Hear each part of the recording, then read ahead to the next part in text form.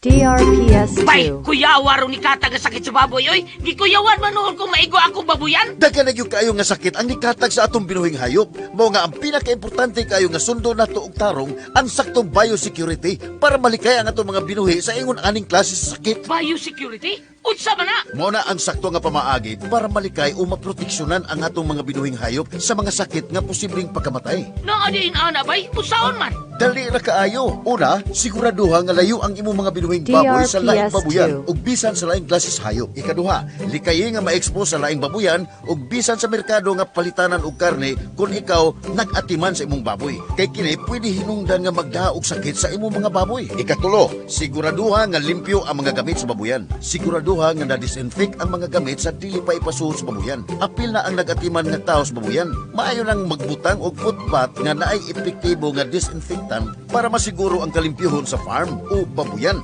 Payong siguraduhon nga DRPS2. ang lawog nagagikan nyo sa kasaligang tindahan nga naay maayo og limpyo nga pasilidad. Ikaupat, hugot nga idili ang pagpakaon og lamaw sa baboy. Kay kini delikado para sa panglawas sa atong mga binuhing baboy ug pwede ni nga magda og grabe nga sakit sama sa African Swine Fever o ESF. Mao ba? Bay, naingnan ko ni mo ana, bay da. Sugdan ko nagbuhat ron. Sakto na bay, ug kinahanglan lang nato nga mag-me time, maglimpyo, mangutana o manigurado. Ug kung kinahanglan kag tabang, ang mga animal production specialist sa DRPS2. Pilbico, pwede kang tabangan. Pagsulti lang.